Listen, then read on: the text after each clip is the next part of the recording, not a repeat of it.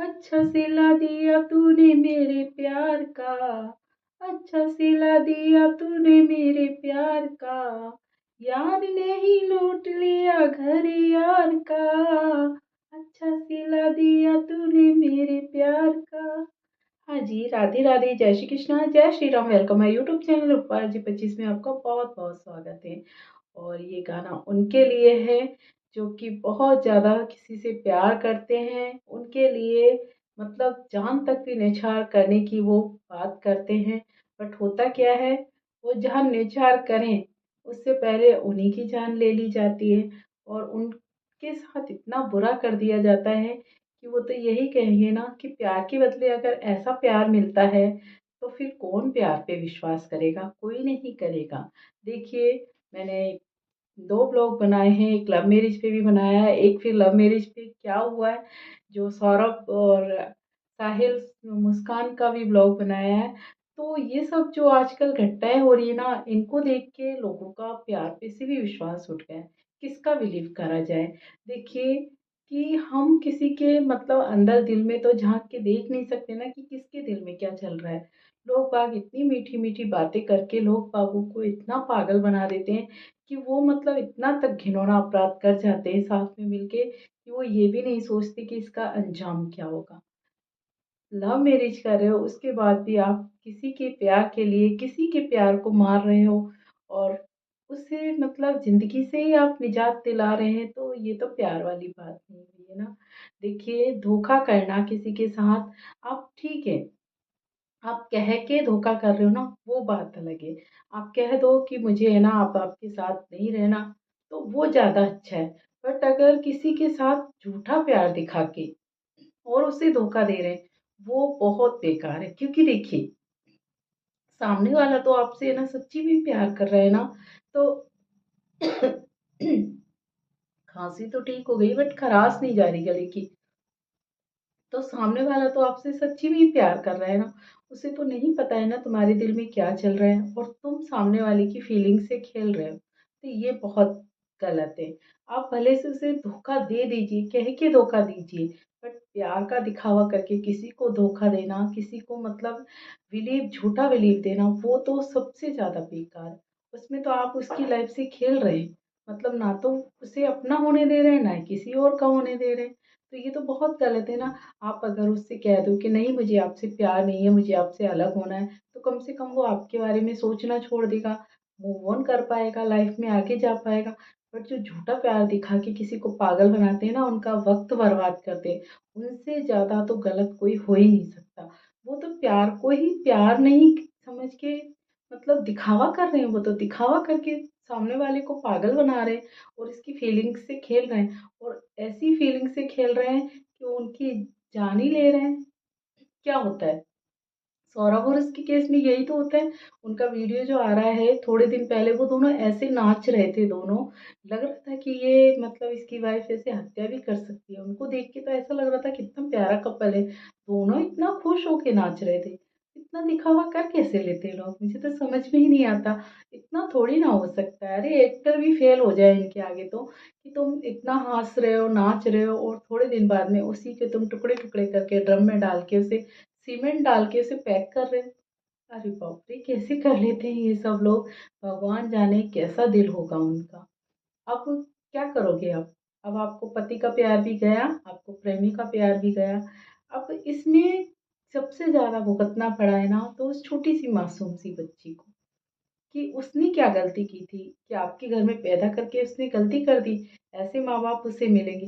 बाप तो सही था, देखिए बाप को तो नहीं कह सकते, बाप तो बहुत ज़्यादा इनोसेंट था। उसको तो मतलब लड़की के माँ-बाप भी उसे उससे ज़्यादा प्यार करते थे। क्योंकि वो कहते ही थे कि नहीं मुझे हमारा जवाई बहुत प्यारा था, वो हमारी बहुत इज़्ज़त करता था। ऐसे इंसान को अगर कोई मौत के घाट उतारेगा और इस तरीके से उसके साथ होगा, तो इंसान जो दूसरे देख रहे हैं ना, उन्हें बिलीव कम हो जाएगा। लड़कियों पे से क्यों लड़कियों की बेइज़्ज़ती करा रहे हो? कोई लड़कियों पे क्या विश्वास कर पाएगा? नहीं कर पाएगा। लड़कियाँ खुद अपने लिए खाई खोद रही हैं ऐसा करके, क्योंकि देखिए कहते हैं ना कि नारी शक्ति, ठीक है नारी शक्ति है, नारी को बहुत ऊँचा दर्जा दिया गया है, बट ऐसी कुछ औरतें ऐसी हरकतें करके नारी के नाम पे कलंक हो रही हैं। क्योंकि नारियों को ऐसा नहीं करना चाहिए। पुरुष तो ये है कि चलो कर जाते हैं, बट नारी होके अगर ऐसा कर रहे हैं, एक स्त्री होके आप इतना घिनौना अपराध कर रहे हैं, तो फिर हर कोई लव मैरिज करने से डरेगा। वो तो यही कहेगा ना कि ये क्या हुआ, ऐसे लव मैरिज होती है तो कोई नहीं करेगा, कोई विश्वास ही नहीं करेगा। और ये तो बिल्कुल ही नहीं कि लव मैरिज करके अलग तो कोई नहीं रहना चाहेगा, और रहना भी नहीं चाहिए। कायदे से ऐसा नहीं होना चाहिए। मैंने पहले वाले ब्लॉग में भी कहा है, अगर आप घर से दूर रह रहे हो ना, तो अपनी वाइफ को अकेले मत छोड़िए। उसमें ये डर होता है कि आप तो चले जाते हैं बिलीव करके, पीछे से क्या हो रहा है, क्या साजिशें चल रही हैं, आपको नहीं पता। क्योंकि कम्युनिकेशन गैप होता है ना, उसमें इंसान के दिल में कब क्या मतलब भावनाएं आ जाए, कुछ पता नहीं चलता। हस्बैंड तो ये होते हैं, जॉब पे होते हैं, उन्हें टाइम ही नहीं मिलता फालतू का, वो बस अपने परिवार के लिए सोचते हैं और जॉब करते हैं। बट वाइफ जो होती है ना, उनके पास फालतू टाइम होता है। हस्बैंड थोड़ा फ़ोन आया तो कर लिया, धीरे-धीरे क्या वो गैप होता जाता है, और उस गैप की वजह से उनकी लाइफ में कोई दूसरा ज़रा से भी मतलब सिंपैथी लेके आता है, प्यार दिखाता है ना, तो बस वो सब कुछ भूलकर उसकी हो जाती है। और कुछ लोग ऐसे आते हैं कि पूरी लाइफ ही बर्बाद कर देते हैं। ये बात अलग है, आप फ्रेंड हैं, ठीक है, वो बात अलग है, आप उनको सिंपैथी दीजिए, बट इतना नहीं कि आप उसके खातिर अपने पति को ही मौत के घाट उतार दें, वो गलत हो जाता है देखिए।